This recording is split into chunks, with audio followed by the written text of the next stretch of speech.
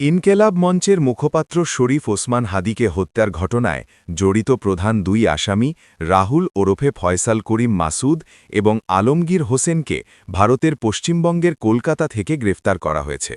রোববার ৮ মার্চ সন্ধ্যায় ভারতীয় বার্তা সংস্থা ANI এক প্রতিবেদনে এ তথ্য জানায়।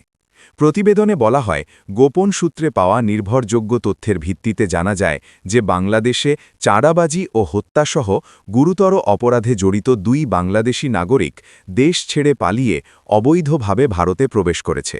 তারা সুযোগ পেলে পুনরায় বাংলাদেশে ফিরে যাওয়ার উদ্দেশ্যে পশ্চিমবঙ্গের বনগাঁ সীমান্ত এলাকায় আশ্রয় নেওয়ার চেষ্টা করছিল।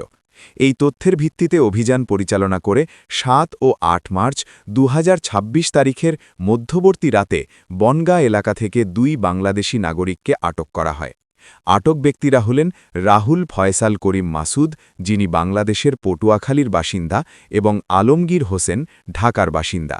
প্রাথমিক জিজ্ঞাসাবাদে জানা যায়, রাহুল ফয়সাল করিম মাসুদ ও আলমগীর হোসেন বাংলাদেশে রাজনৈতিক কর্মী শরীফ ওসমান হাদিকে হত্যার পর পালিয়ে যান। পরে তারা মেঘালয় সীমান্ত দিয়ে অবৈধভাবে ভারতে প্রবেশ করেন। ভারতের বিভিন্ন এলাকায় অবস্থান করার পর শেষ পর্যন্ত তারা পশ্চিমবঙ্গের বনগাঁ এলাকায় এসে আশ্রয় নেন, যাতে সুযোগ পেলে আবার বাংলাদেশে ফিরে যেতে পারেন। এই ঘটনায় একটি সুনির্দিষ্ট মামলা দায়ের করা হয়েছে।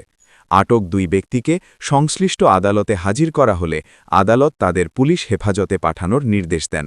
এ বিষয়ে আরও তদন্ত চলছে।